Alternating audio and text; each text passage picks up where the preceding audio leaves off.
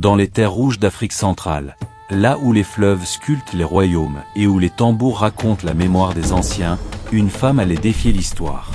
Son nom était Nzinga Ngola, princesse du Dongo, fille de chef et de guerrier, mais surtout, enfant d'un peuple que la tempête étrangère menaçait d'effacer. À cette époque, un empire d'outre-mer étendait son ombre sur les côtes d'Afrique. Les Portugais avançaient, armés de feu, d'acier et d'avidité. Les royaumes tombaient, les villages brûlaient, et beaucoup pensaient que nul ne pourrait s'opposer à eux. Mais dans la forêt profonde, sous le soleil impitoyable, un destin se préparait. Une femme, seule contre un empire, allait se lever. Elle consulta l'armée de son père. Elle consulta les esprits. Et elle comprit enfin que la paix ne s'obtient que d'une seule manière. En combattant impitoyablement.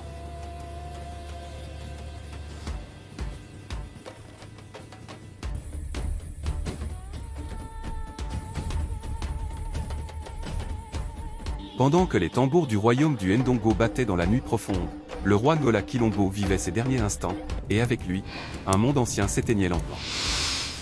Mais il savait aussi, au plus profond de son cœur, que le royaume Ndongo resterait entre de bonnes mains.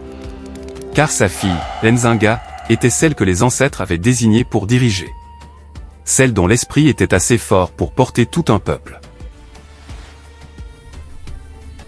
Mon roi repose en paix. Après la mort de son père, Nzinga rassembla les prêtres du Ndongo et les guerriers, et elle leur dit: Le Ndongo n'a plus de roi, alors je prendrai le trône.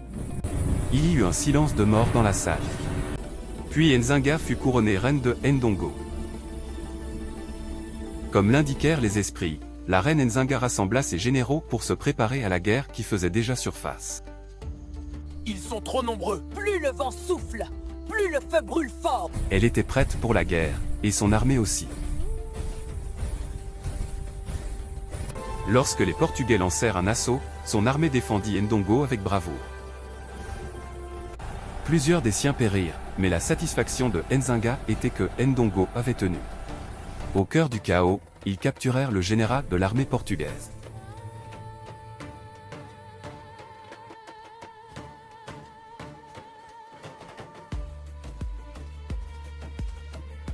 Ils l'emmenèrent au milieu de la forêt. Et là, la reine Nzinga marcha d'un pas ferme. Elle regarda le commandant tout en marchant autour de lui.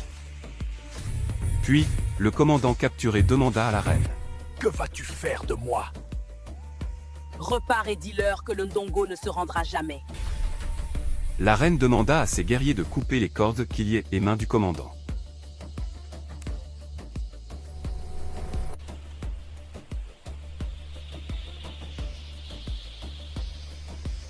Reine Nzinga, je demande grâce. Vous n'avez rien à gagner à me garder en vie. En vie ou mort, tu m'apprends quelque chose. Ce qui m'intéresse, c'est ce que tu représentes. Regarde-moi, tu vois une prisonnière, une esclave, une femme facile à briser. Je vois une reine.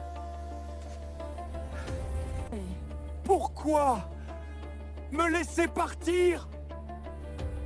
Parce que et aujourd'hui, je t'offre la peur, la mienne. Tu diras à ton gouverneur que je ne crains pas son empire. Je ne crains pas ses soldats.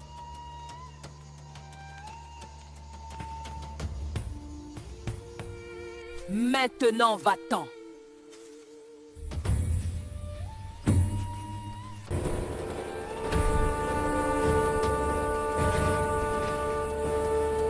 Gouverneur, la situation est grave. Les forces locales se soulèvent et nos positions sont compromises.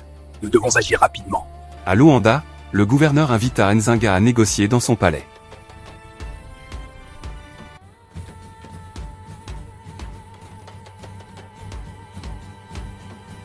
Asseyez-vous ici, au sol. D'un ton ferme, la reine Nzinga déclara: Je ne m'assois jamais plus bas que ceux qui veulent traiter avec moi. Une servante s'accroupit pour servir de siège à la reine. Celle-ci s'assit sur le dos de la servante. Elle déclara d'un ton ferme. Maintenant qu'on est assis, parlons de Ndongo. Le gouverneur déclara. Allons dans la salle de réunion reine. Nous pouvons reconnaître l'autonomie du Ndongo, mais ce geste demande un signe de bonne volonté de votre part. Quel signe? Votre baptême, une reine chrétienne inspire confiance. Une reine chrétienne est prévisible. Je croyais qu'on parlait des choses sérieuses. Elle referma son visage et regarda les Portugais comme si elle les scrutait. Ce que vous voulez, ce n'est pas ma foi. C'est un symbole que vous pourrez montrer à Lisbonne. Écoutez, si ce baptême veut dire la reconnaissance de mon peuple, je l'accepte. Mais comprenez ceci. Je ne me soumets pas. Je négocie. Ainsi, le Ndongo est reconnu.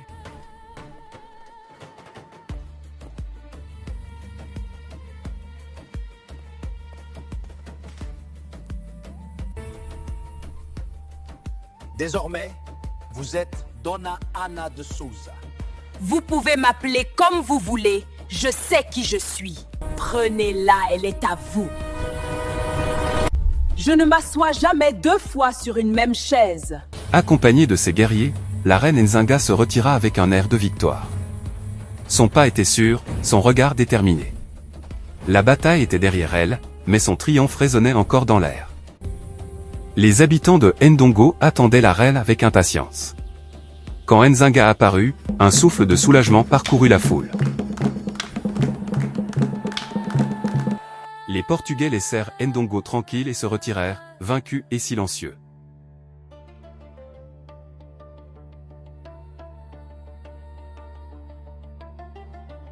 Ils offrirent des cadeaux à la reine, en signe de compensation et de respect.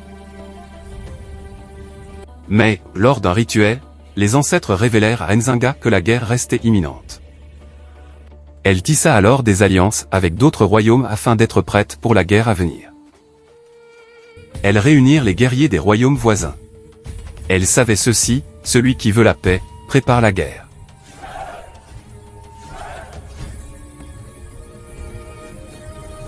De leur côté, les Portugais se réunirent en secret, préparant leurs forces et murmurant déjà l'ombre d'un nouveau conflit. Qui a gagné cette bataille? Seul l'avenir nous le dira. Seule face à l'horizon, elle contempla la route encore voilée de brume. Le soleil se levait, et avec lui, la promesse d'un destin que rien ne pourrait détourner. Au son des tambours sacrés, le nom de Nzinga résonnait, portant la force et l'unité de tout un peuple. Dans la lumière du matin, la reine Nzinga reposait, préparant en silence la force de ses décisions à venir. Ainsi s'achève ce chapitre,